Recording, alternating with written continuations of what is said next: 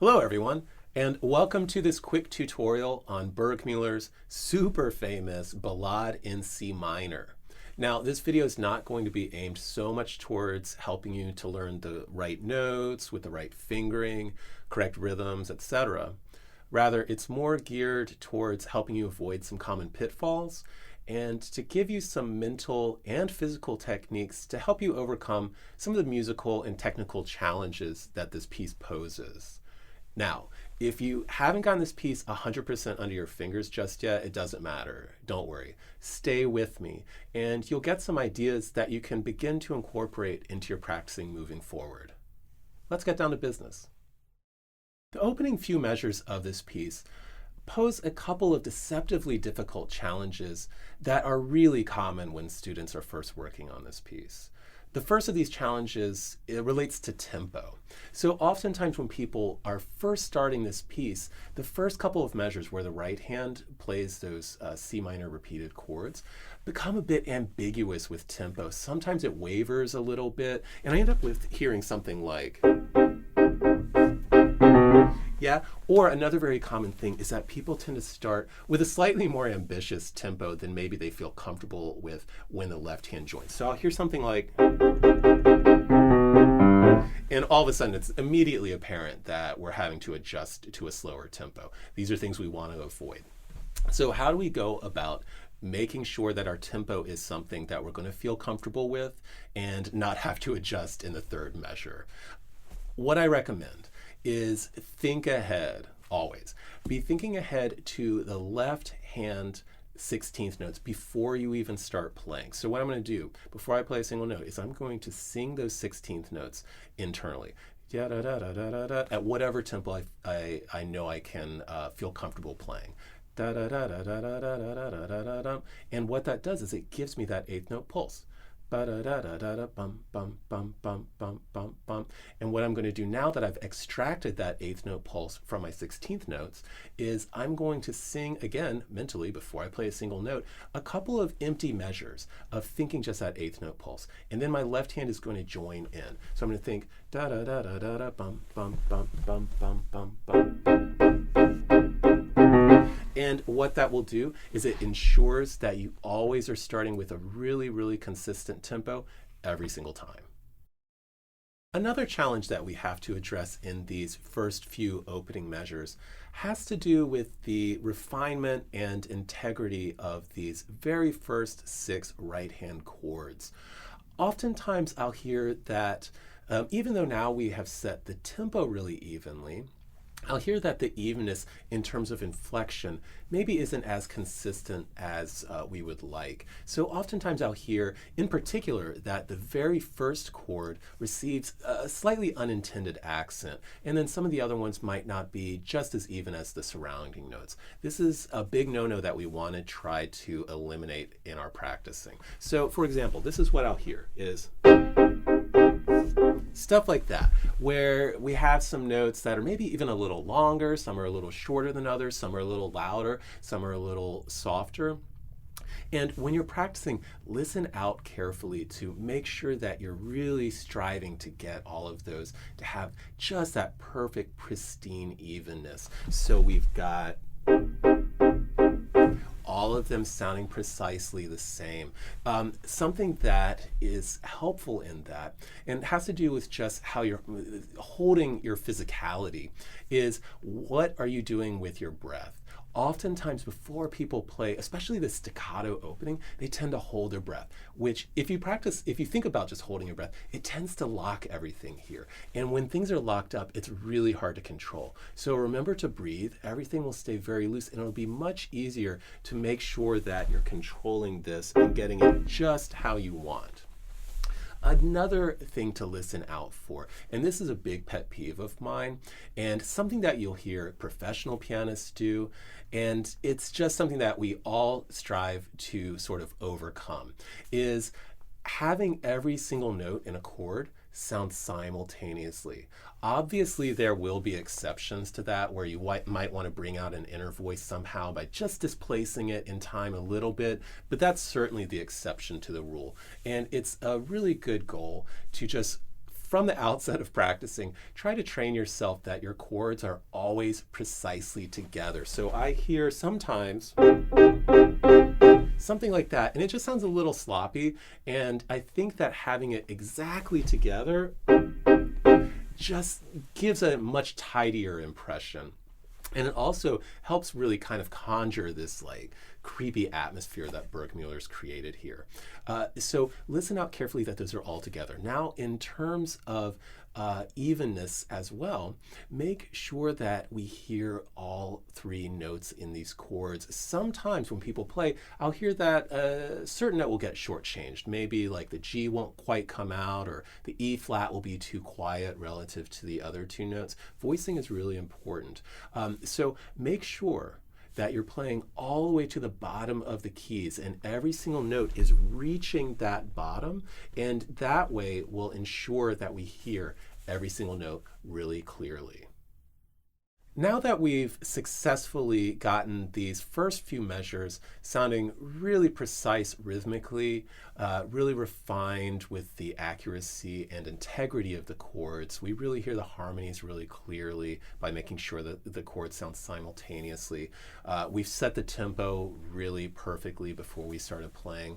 I'm going to throw a little bit more sophisticated concept at you, and it's going to seem on the surface that it contradicts a bit what I was just describing with how to figure out the tempo that you're going to play. But practicing is always a balancing act of having sort of these fundamentals that are a bit simple, and then kind of combining them with things that are more challenging. So let's go ahead and challenge ourselves a bit. What am I talking about? I'm talking about the idea of pulse. And what is pulse? Oftentimes people will kind of conflate pulse and tempo, where they think it's sort of the same thing. And they are certainly related, but they are somewhat different. So what is the definition of tempo? Tempo, how fast or slow you play. Yeah, pretty basic. Pulse also has to do with how fast or slow you play, but it actually has to do with where the listener perceives the beat to be. And that can be different than, well, it's the same tempo, but you can change where the listener hears the beat if you're a competent performer. What do I mean by that? So oftentimes you'll hear people talking about people playing with a short pulse or playing with a long pulse. And generally speaking, on the piano and in all instruments, you want to aim to play with a longer pulse. Obviously, again, there will be exceptions to that, but the benefits of playing with a long pulse is that it gives us a more flowing sense of cantabile and makes melodies feel more natural. People don't sing da da da da da da da da da da da da. You might, but you know, that sounds weird. Or rather, we'll hear ya da da da da da ya da da da da da da. All I did was change the pulse. Before, I was singing in an eighth note pulse. I was singing da da da da da da da da da da da da da. Now I can keep that same tempo and have ya da da da da da da da da da da da. I changed the pulse, but not the tempo. Yeah, so the listener will hear that every single measure is where, the way I describe it oftentimes to students is, where would you tap your foot if you're listening to a piece? So nobody's really trying to tap their foot. Da da da da da da da da da da da. Yeah, it's a little tiring and just, not great. Rather, you would try to tap your foot at the beginning of each measure. Da da da da da da da da da da da. Long pulse versus short pulse. Obviously, the long pulse in this context sounds much better. Now, what I just described is having a pulse of 1. So there's 1 foot tap for every measure if you were tapping your foot. Yeah? Now, let's make it even more challenging. I think that something that's very successful in this piece is to have 1 pulse for every 2 measures instead of every measure. It gives it a lot more of a sense of flow and also a sense of direction. So rather than da da da da da da da da da da da dum, I think ya da da da da da da da da da da dum, bum bum bum bum bum bum. Yeah, it's got a much nicer sense of phrasing. Another challenge that Burgmüller throws at us right out of the gate is playing these left-hand 16th notes really evenly and really beautifully. So even though it's got this mysterioso, ominous quality, we want to make sure that the left hand is really perfectly even, but also super, super legato, in contrast to what the right hand is doing with those staccato repeated chords. And another word about this articulation, the difference in the articulation, is oftentimes I'll hear that when people start playing the left hand in this passage, the right hand all of a sudden gets a bit longer. So they have a very nice staccato to start with, and then as soon as we get to the left hand, it starts turning long. Make sure that we end up still with really that contrasting articulation. It just takes a little bit of attention to it, and you won't have any problem. Now, back to making sure that our left-hand 16th notes are really perfectly even. There are a few considerations and techniques that, once you're aware of them and start implementing them, will go a long ways towards developing this evenness. Now, of course, there's no shortcut to playing super perfectly even fast passages, but hard work is what it takes. But be diligent and persistent, and you'll get there eventually. Just be patient. A couple of these things that will help. A very common technique when we're trying to develop evenness in a passage is to practice in rhythms. So what do I mean by that? So obviously we have all these notes, just straight 16ths. But when I want to sort of drill down on this and develop that evenness, I'll practice some of them longer and some of them shorter. So I'll practice long, short, long, short, long, short, long. Yeah. So. And then I'll reverse it. So short, long, short, long, short, long. In this way, I'm ensuring that every single note is receiving the utmost attention that it can. Yeah. Now, a couple things to look out for when you're practicing in rhythms. You want to ensure that even the short notes are still sounding absolutely perfectly even. After all, we're trying to train evenness. But what I'll hear a lot of times is people put all their focus on just the long one and then sort of shortchange the short note in the practicing in rhythms technique. Try to avoid falling into that trap. So another thing to be listening out for is be practicing as musically as you can, even when you're practicing sort of more purely technical stuff like this. You just want to hit as many fronts of your music making as possible at one time.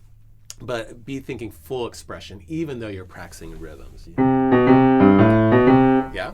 Now, another thing that is really vitally important when you're practicing in rhythms is that the long note receives the full weight of your arm, so that finger is getting accustomed to feeling that weight really sinking down into it. A lot of times you'll feel people hear people just playing just the fingers, and it's not as beneficial as it could be. Remember, you want to be feeling that arm pulse and weight down to the bottom of each key on the long notes.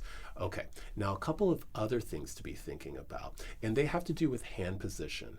the hand position is everything. If you want to play evenly, if you want to have a beautiful sound, you want to be able to play fast, you want to be able to play. So hand position is everything.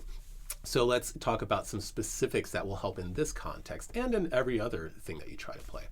Okay, so there are a couple components of your hand position to be aware of. First of all, these knuckles are referred to as the bridge of your hand. Yeah, it's sort of like a bridge. Oh, boop, my thumb, it's like a car can go under the bridge. So you want to make sure that the fingers are just sort of falling off of that bridge really nicely. Yeah, and I'm maintaining the integrity of this. Another thing to look out for is that that first joint doesn't collapse when you play. A lot of times you'll see that these smush on particularly third and fourth fingers, but on all of them, it's a very common occurrence that we all struggle with. Try to make sure that you're maintaining that integrity of that first joint here while not turning it into a claw of death by stiffening everything. A good way to ensure that your claw of death is not happening is to pay attention to what your thumb is doing. If you release it, boom, the whole rest of your hand is very nicely relaxed. Yeah, so those couple things are really crucially important when you're practicing anything. So we're maintaining this bridge. My thumb can get just under here with a lot of ease, no worries. Now, something else to pay attention to, wrist position. If you notice, my wrist is straight across here to the back of my hand and to the back of my forearm. They're exactly in a straight line. Obviously, as you play, there will be some of this vertical play in your wrist, as long as it's very loose. That's important. But generally speaking, when it plays, you want to ensure that this is straight. Yeah, obviously it's a very complicated and complex topic that you can talk about for, years and years, and we're just distilling it into 30 seconds here. But these are a few of the highlights. So we have the straight wrist here. We have a loose thumb. We have this nice curved shape.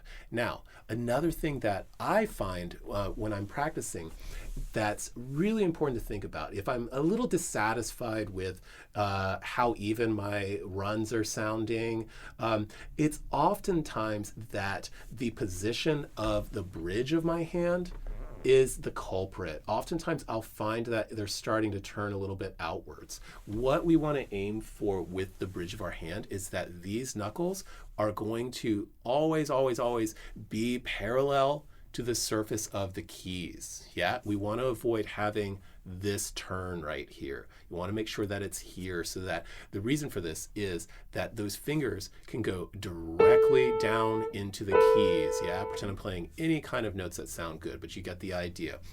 So we want to avoid having this kind of thing. And the reason for that is we don't want, if you notice, the weight of my arm is actually going here rather than going here.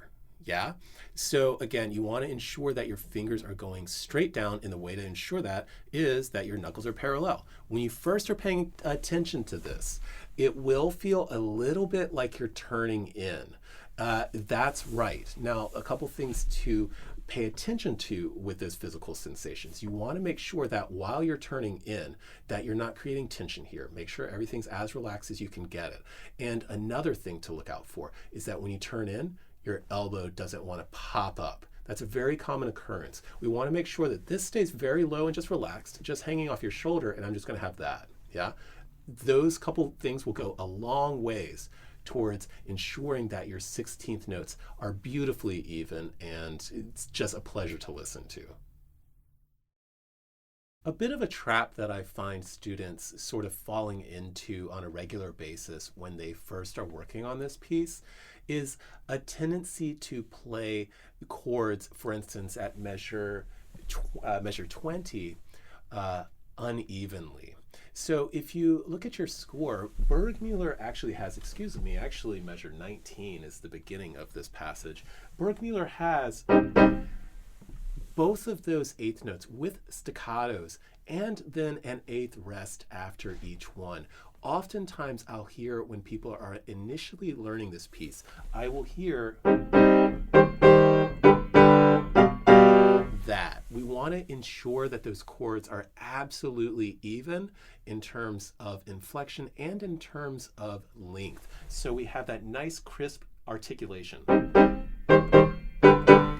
Now, hearkening back to what I said a moment ago about pulse, even though we're playing both of these chords really evenly, we want to maintain that super long pulse. And again, in this case, I think that a pulse of 2 measures is really nice. So bum, bum, bum, bum, bum, bum, bum, bum, bum, bum, rather than bum, bum, bum, bum, bum, bum, bum, bum. It's really what we want to avoid. So as soon as you feel really confident with making sure that your chords are precisely even and really nice and short, go ahead and start thinking about having that flowy, longer pulse so we have a sense of the gesture. Now, these same concepts are going to apply in measure 28, I believe it is, where after we have the descending arpeggio gesture, he again has these chords that are very dramatic and sort of stand on their own, framed by 8th rest. So we have these quarter note chords that actually are notated with a caret over them, right? Which is a very dramatic type of accent, tending to the shorter side, but not quite staccato. So I oftentimes will hear that people play them overly long. So I think that we're really aiming for something like, yeah? So we're, again, ensuring that they're all consistent lengths, really important. Now, a lot of times people will point out to me that at the end of measure 30, Burgmüller has a fermata. And sometimes people try to justify holding that last chord because there's a fermata there. It's worth noting that the fermata in this place is actually over a rest, not over the last chord. So try to resist the temptation to play that last one really long. I think that it sort of dilutes the energy and intensity of the writing in this place. So the fermata, I think, is for us to have a sense of breathing on that silence there before we begin this nice major section. Yeah? So really allow that silence to expand and set up this nice cantabile dolce character that we're about to experience. We've now arrived at this beautiful dolce passage in the middle of our piece. And it's such a nice moment. All of a sudden we're in a major key. Everything is very beautifully cantabile on the right hand. It's such a marked contrast to the real ominous and mysterious outer sections. So really do your utmost to bring out the change in character and to really savor and enjoy this ray of sunshine that Burgmüller has decided to beam down on us through these few measures. So a couple things to look out for. And I think that this place, the right hand, really affords us a golden opportunity to sort of implement what we were discussing just a moment ago in terms of the long pulse. So I think that it's really helpful to strive to have, again, that pulse for every 2 measures rather than letting each measure get its own. So I'm going to strive to have rather than, yeah, you hear the difference. It's got a lot more singability and flow to it. So just keep on striving and endeavoring to obtain the sense of that long gesture there by extending the pulse to be a bit longer. Something else that will help with the cantabile in this place is a bit more overlapping and flat fingers on the right hand. So we get a bit more of that like sensuous singability. So rather than having, I'm going to let each note overlap just a tiny bit.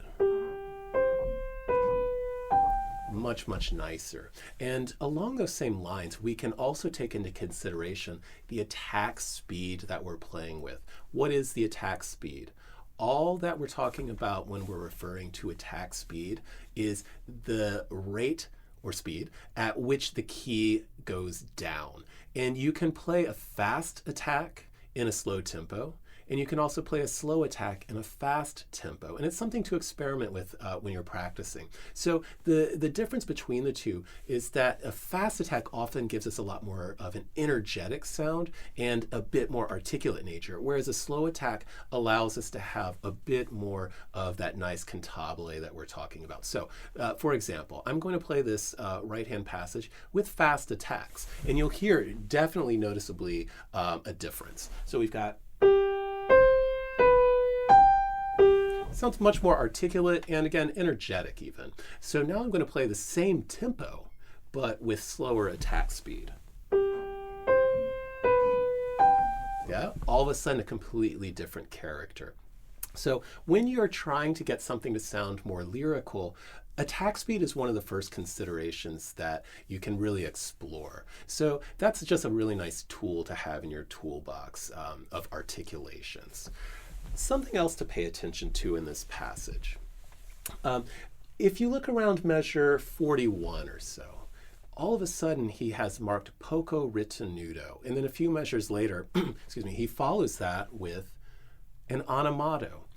Poco ritenuto, what does that mean? Ritenuto, it's the same thing as a retard, same thing as a retardando, same thing as a rallentando, the same thing as a sedé if we're talking about French music. They all mean that we're getting slower. So oftentimes a trap that I hear students falling into is they are being very diligent about observing an indicated ritenuto or rallentando. But rather than taking their foot off the gas pedal in terms of tempo and letting things kind of gradually coast to a slower tempo, they'll slam on the brakes and all of a sudden we're in a dramatically different tempo. You really want to work out the proportion of how much you slow down and the pacing of it so that it's very beautifully organic and gradual rather than all of a sudden dramatically slower. And the same thing is going to apply in the animato a few measures later around measure 45. So if I play, let's see.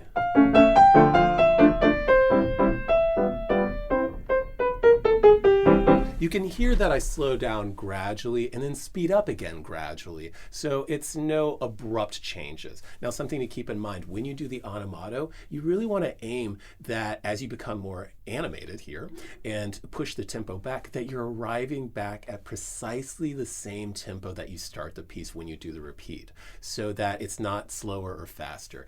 It's not an easy thing to do, but just keep on working on it and you won't have any problem. Now we've arrived at the somewhat transitional material at measure 47. Now the fact that I'm calling it transitional doesn't imply that we should treat it with any less respect and scrutiny than the surrounding material that maybe is a bit more substantive, but it gives us still an opportunity to sort of explore some of the details that Burgmüller has put here.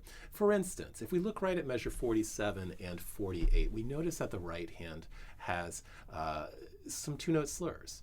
And not just two-note slurs, but Burgmüller has in fact even reinforced the fact that he wants that strong, weak kind of bottom effect by putting a decrescendo under each of those. So I think that it's really indicating that we can give those an extra kind of oomph of two-note slurdom, so to speak. So I think that we can bring this out a bit more. And now the two-note slur motion, if you're not completely familiar with it at this point, it's something that you'll do yourself a favor by going ahead and just training yourself to have the physical motion that creates it, because two-note slurs are everywhere, and if you can just train your body to know how to create it physically without even thinking, you're going to be a step ahead. So what am I talking about with the physical motion to create a two-note slur? Now, the convention in classical music is that when you see a two-note slur, the first note always has more emphasis than the second note. So it's a really strong, weak kind of relationship between the two. And the way that we create that on the piano is with your arm weight. So let's take a look. So obviously I'm back in my nice default hand position here where I've got all this is nice and straight. A crucial thing to remember is that when you play a note, the wrist will always be straight. It doesn't matter if you're coming and dropping down into it or if you're coming from below and raising up to it, the note will always engage when your wrist is straight. So I have a nice straight line from the top of my hand to the top of my forearm. The reason for that is that when your wrist is in this position, it's able to most effectively use the weight of your arm. So if I'm here, the weight of my arm is kind of down below the piano. If I'm here, it's floating above and it's not being used effectively at all. I'm just relying on these little tiny fingers. Not going to get as much sound. However, here it's able to be used really effectively. Now, back to the two-note slur. The gesture that we use on the piano to create a two-note slur is sort of two things encapsulated in one. So it's really one motion made up of two motions. So to get the nice strong emphasis on the first note of the two-note slur, I'm going to start a little bit high and I drop my arm weight down and it's going to play here. Now I continue past that note, and to play the second note, I raise it up and then go ahead and play that second note. So by manipulating the arm weight in a downwards and then an upwards motion to play the notes, we get that really nice inflection easily. So it's just something that takes a lot of practice, and when you're practicing it, you want to practice really overly exaggerating it. And over time, obviously, if you go see Paolini play at the Concertgebouw, you're not going to see him playing like this, but he's mastered it and refined it so much that his two-note slur motion is just a tiny, tiny little one, depending on the context, obviously. But the first step to getting there is to over-exaggerate. Now remember, what we're aiming for is the note to play when your wrist is straight, no matter which direction you're going. And a moment ago, I said that it should be one motion, so we're going to have both the down and the up in one continuous motion. It's almost like I tell my students, like it's almost like your arm is on a bungee cord, and then it just comes right back up. So it's like, yeah, that's what we're aiming for. And if you notice, my wrist is really, really open and relaxed. You can't do a very effective one if you're tense. And remember that the key to releasing the tension in your wrist and hand and arm is your thumb. So if you find that you're tense, try to just tune into what your thumb is doing. And if you can release it, then everything else is going to be in great shape. So here's how it goes. I play and raise. Yeah. So if you just work on training that two-note slur, like I said a moment ago, you're really doing yourself a big favor, because all genres of classical music, classical, romantic, baroque, all of them use the two-note slur left and right. And the less you have to think about it and the more you've internalized the physicality of it, the better off you're going to be and the more quickly you're going to refine your pieces. So go ahead and take this as an opportunity to train that. So a couple of other little details about this part. Now we're masters of the two-note slur on the right hand in measure 47 and 48, and then similarly a couple measures later, right? Same gesture. What you want to listen for in this place is that, measure 47 and 48, is that your left hand and right hand are going to release at the same time. Sometimes I'll hear students play this part, and the G on beat 3 of the right hand and the chord on the left hand don't sound simultaneous, and they also don't release simultaneously. We want that there's a matching instead of whatever. Yeah, you want to make sure that the rhythm is precise and the release is precise. Another detail to pay attention to in these few measures. The second time that gesture happens, we're talking about 48, 49, 50, measure 51 and 52. The two-note slurs are happening now in the context of a crescendo. So it becomes even more emphatic. So the first couple are basically in the piano dynamic. And then over these few measures, he wants us to get more and more excited and energetic as we prepare to return to, again, that sort of ominous C minor in measure 57. So really work on the pacing of this so that your crescendo, you still have the proportion of the two-note slurs. It's just that the second gesture in measure 48, 49, 50, 51, 52 is a bit stepped up dynamically from what's happening in measure 51, which is also stepped up from what's happening in 47 and 48 dynamically. Now, there's one other thing. In measure 53, when we come to these dotted quarters, he doesn't have it notated, at least in my edition. But he has in this place a diminuendo, and I can't resist to also add a bit of retard into this place. I think it's just a really nice kind of savoring of the transition. And I think that it really helps get the audience on the edge of the seats so that they're really anticipating what's coming next, you know, and keeps them excited. I think that if we play just strictly in time, even if you play with a nice diminuendo, it loses some kind of vitality. So I would encourage you to use your musical creativity and explore timings and things like that and see what suits you and appeals to your taste. But dare always to take some risks, at least in your practicing. And indeed in performance, but take risks, because sometimes when you are doing something that at first blush seems a little bit eccentric or over the top, you might make some really, really nice discoveries. And I think that in this place, you can't go wrong with just a little tiny bit of retard. I think, again, it really sets up the transition nicely. We've done it. We're sounding great. We have made some really fantastic strides in our practicing of this piece.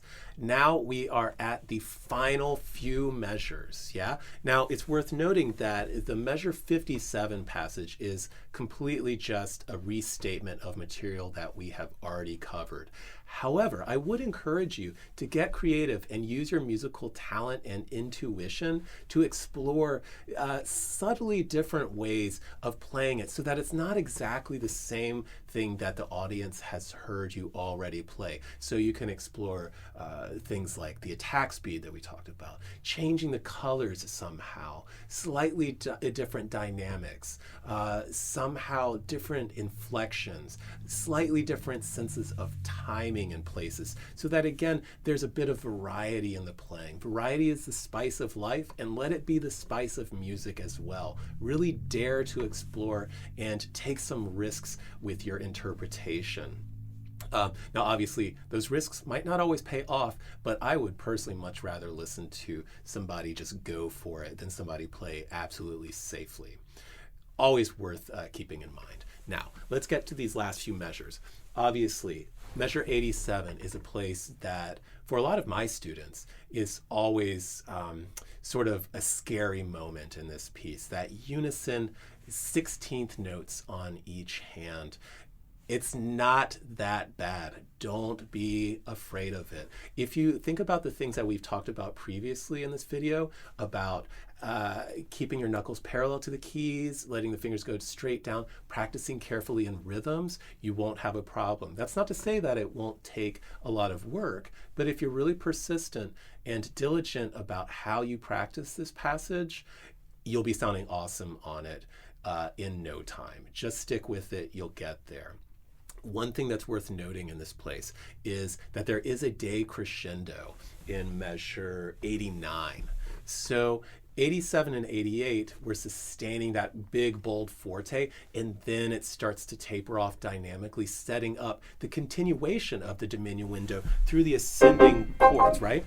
But something that it's important to really be on the lookout for is that as you decrescendo, you resist the temptation to slow down. Oftentimes I'll hear in this place a bit of a retard in measure 89 and 90, and I think that it's much more dramatic and exciting to have that diminuendo just really, really cascade down, but maintain the tempo. And I would actually push that tempo all the way, not rushing it, but maintaining it all the way through to the end. Oftentimes I will hear retards, and I think it really detracts from the impact of this ending. So maintain your tempo, but be really diligent about the dynamics that Burgmüller has indicated here.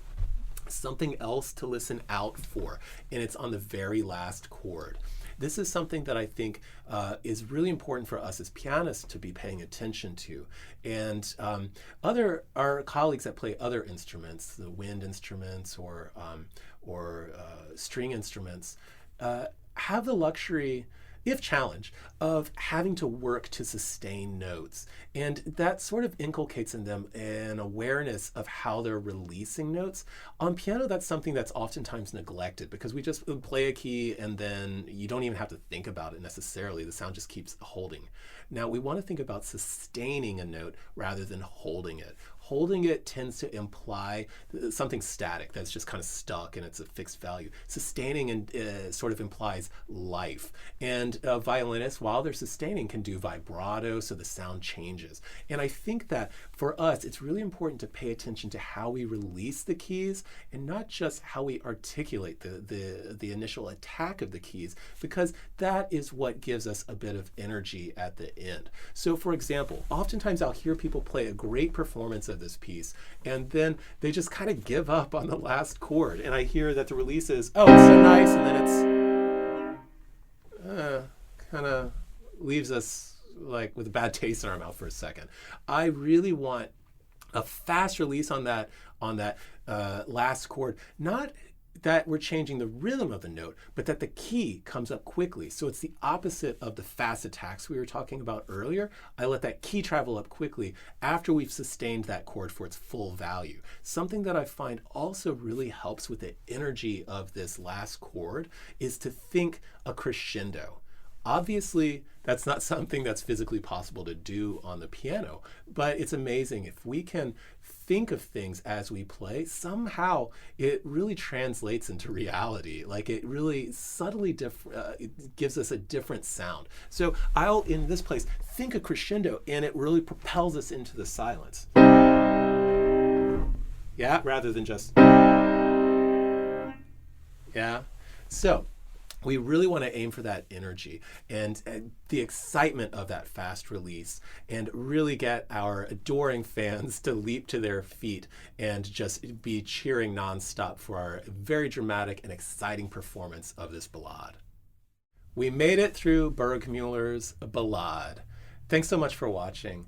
I hope that this video gave you some helpful ideas and things to think about as you go forward in your practicing.